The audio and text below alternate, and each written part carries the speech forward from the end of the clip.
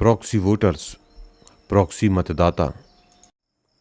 Disclaimer, यह training material केवल election officials की ट्रेनिंग के लिए है। इसे भारत निर्वाचन आयोग की गाइडलाइन के रूप में मान्य न किया जावे। किसी भी तरह की संशय की स्थिति में भारत निर्वाचन आयोग के रूल्स, रेगुलेशंस, इंस्ट्रक्शंस को ही मान्य किए जावें। Learning outcomes.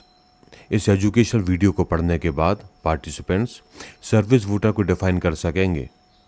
वो क्लासिफाइड सर्विस वोटर्स और प्रॉक्सी वोटर्स को एक्सप्लेन कर सकेंगे। प्रॉक्सी वोटर के अपॉइंटमेंट मेथड को इलस्ट्रेट कर सकेंगे। प्रॉक्सी द्वारा किस तरह से मतांकन किया जाएगा उसको समझ सकेंगे। इसके अलावा वो प्रॉक्सी वोटर से संबंधित डिफरेंट फॉर्म्स और फॉर्मेट्स को भी जान सकेंगे। Who is a service voter? Service voter या सेवा मतदाता कौन है?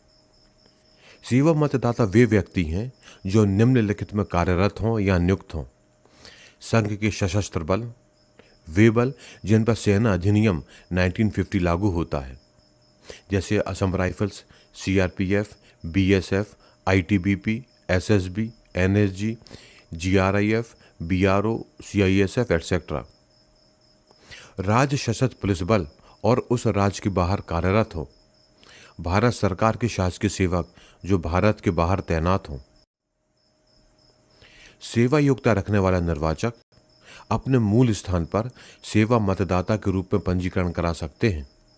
साथ ही उनके पास पदस्थापना के स्थान पर स्वयं को सामान्य निर्वाचक के रूप में भी पंजीकृत कराने का विकल्प होता है, लेकिन एक समय में केवल एक ही स्थान पर पंजीकरण कराया जा सकता है।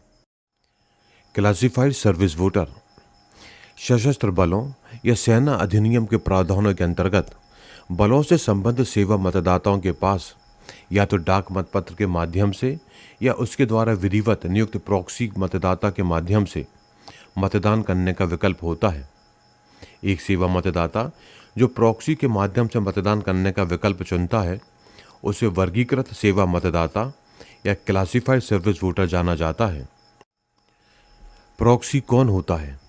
सेवा मतदाता किसी भी व्यक्ति को उसकी ओर से और उसके नाम पर मतदान केंद्र पर वोट देने के लिए प्रॉक्सी के रूप में नियुक्त कर सकता है।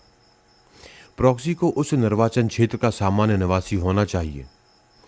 उसे एक पंजीकृत निर्वाचक होने की आवश्यकता नहीं है, लेकिन उसे निर्वाचक के रूप में पंजीकृत होने के लिए अयोग्य भी नहीं होना चाहिए।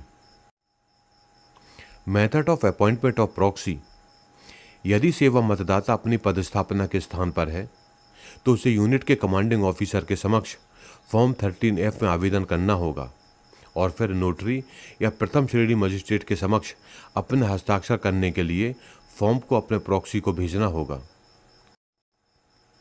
इसके बाद प्रॉक्सी संबंधित रिटर्निंग अधिकारी को फॉर्म जमा कर सकते हैं। यदि सेवा मतदाता अपने पैतृक स्थान पर है तो वह और उसका प्रॉक्सी दोनों नोटरी या प्रथम श्रेणी मजिस्ट्रेट के समक्ष फॉर्म 13F पर हस्ताक्षर कर सकते हैं और फिर संबंधित रिटर्निंग अधिकारी को भेज सकते हैं। फॉर्म 13F का प्रारूप आप स्क्रीन पर देख रहे हैं। नामांकन पत्र दाखिल करने की अंतिम तिथि से पहले रिटर्निंग अधिकारी द्वारा प्रॉक्सी की नियुक्ति के लिए आवेदन प्राप्त किया जाना चाहिए। यदि नामांकन प्रस्तुत करने की अंतिम तिथि के पश्चात आवेदन प्राप्त होता है तो यह बाद के निर्वाचनों के लिए वैध होगा जब तक कि इसे रद्द या बदल ना दिया गया हो। Period of validity of proxy voter. एक बार नियुक्त होने के पश्चात प्रॉक्सी तब तक जारी रहेगी जब तक इसे बनाने वाला व्यक्ति सेवा मतदाता बना रहेगा या उस दिनांक तक जब तक वह ऐसी नियुक्ति रद्द नहीं कर देता या जब तक प्रॉक्सी की मृत्यु न हो जाती हो। प्रॉक्सी को क्लासिफाइड सर्विस वोटर द्वारा किसी भी समय या कितनी भी बार बदला जा सकता है। क्लासिफाइड सर्विस वोटर प्रॉक्सी को रद्द भी कर सकता है और डाक मतपत्र के लिए विकल्प भी चुन सकता है फॉर्म 13G के माध्यम से। फॉर्म 13G का प्रारूप आप स्क्रीन पर देख रहे हैं। Record of vote.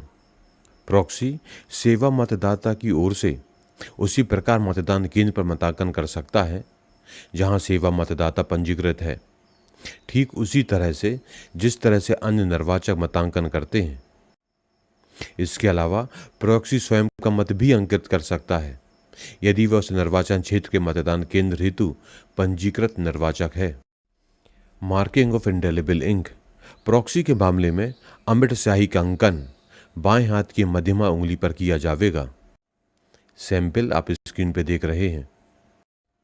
यदि प्रॉक्सी स्वयं भी एक सामान्य निर्वाचक है तो जब वह सामान्य निर्वाचक के रूप में मतांकन करेगा तो उसके बाएं हाथ की तर्जनी पर अमिट स्याही का निशान लगाया जाएगा और जब वह प्रॉक्सी के रूप में मतांकन करेगा तब उसके बाएं हाथ की मध्यमा उंगली पर एक और अमिट स्याही का निशान लगाया जाएगा।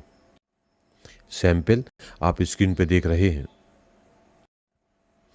Entry in register 17A। मतदाता रजिस्टर 17 का में क्लासिफाइड सर्विस वोटर की उप सूची में उल्लिखित सीरियल नंबर को कॉलम नंबर 2 में लिखा जाएगा और PV अक्षर कोष्ठक में प्रत्यय किया जाना चाहिए। उदाहरण के लिए क्लासिफाइड सर्विस वोटर की उप सूची के क्रमांक 1 के सामने दर्शाए गए प्रॉक्सी मतदाता के मामले में फॉर्म 17 का के कॉलम 2 में लिखा जाएगा 1 ब्रैकेट में PV। इसी प्रकार क्लासिफाइड सर्विस वोटर की उपसूची के क्रमांक 5 पर प्रॉक्सी मतदाता के लिए यह इस प्रकार होगा 5 ब्रैकेट में PV। सैंपल आप स्क्रीन पर देख रहे हैं। जब प्रॉक्सी के रूप में नियुक्त व्यक्ति सामान्य निर्वाचक के रूप में स्वयं का मतांकन करता है तो रजिस्टर 17 का में प्रविष्टि उसी तरह से की जाएगी जैसे अन्य सामान्य निर्वाचकों के लिए की जाती है। क्लासिफाइड सर्विस वोटर्स के लिए postal ballot. Classified service voter को पोस्टल बैलेट जारी नहीं किया जाएगा, लेकिन यदि कोई क्लासिफाइड सर्विस वोटर डाक मतपत्र का विकल्प चुनता है तो उसे निर्वाचन संचालन नियम 1961 के फॉर्म 13G में रिटर्निंग अधिकारी को सूचित करके प्रॉक्सी को रद्द करना होगा। इस एजुकेशन वीडियो में हमने प्रॉक्सी वोटर्स को समझा। यदि आपके कोई डाउट या क्लैरिफिकेशन है तो आप स्क्रीन पर दिख रहे मेल के थ्रू कांटेक्ट कर सकते हैं। रूल्स एंड रेगुलेशंस के दूसरे वीडियो देखने के लिए स्क्रीन पर दिख रही वेबसाइट पर विजिट करें। थैंक यू, धन्यवाद।